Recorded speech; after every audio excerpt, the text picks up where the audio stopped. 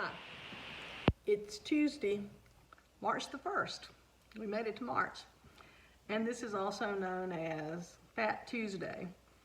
It's known as Fat Tuesday because it's the day before a traditional time of fasting in the Christian, many Christian traditions, as we begin the season of Lent tomorrow, and we will have our Ash Wednesday service tomorrow evening.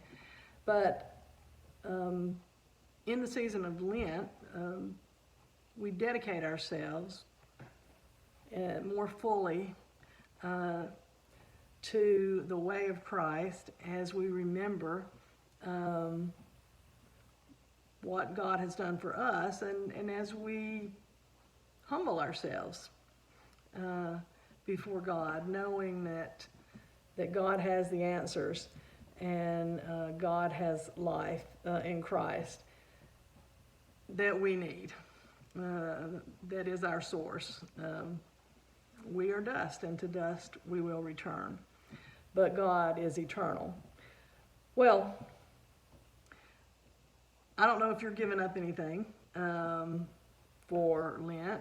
Sometimes people will choose something as a kind of a spiritual discipline to remind them that they are humbling themselves before God. And I very often will give up sweets, and I'm going to do that again this year. So I have my last 2 candy canes from Christmas that I will eat today and enjoy them, and then no more sweets for me for 40 days. But I'll admit, last year I did not give up any specific thing. I tried to just dedicate myself more fully to God because I just didn't have it in me. And as I think about today, it seems like that over the last couple of years, we have all had to give up a lot of our, our apathetic attitude perhaps toward life. And I was trying to think of words, to describe what we need to do in Lent and what we've had to give up and what we need to give up. And it occurred to me the word smugness. I think we've had to give up our smugness. Now, smugness is not a very good literary term, but I thought, what are some words?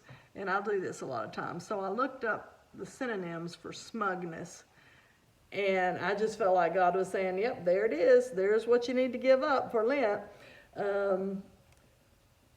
Complacency, arrogance, self-satisfaction, conceit, haughtiness, self-assurance, self-sufficiency. Surely, after these last 2 years, and in the current moment, we can give up these attitudes of smugness and commit ourselves to God more fully, more truly, crying out to God to lead us, to guide us, to fill us. So, what will you put away in your commitment to God? In Ephesians 4, beginning in verse 31, hear these words: "Put away from you all bitterness and wrath and anger and wrangling and slander, together with all malice. And be kind to one another, tenderhearted, forgiving one another, as God in Christ has forgiven you. Therefore, be imitators of God as beloved children, and live in love as Christ loved us and gave himself up for us, a fragrant offering and sacrifice to God." Happy Fat Tuesday. Have a good day.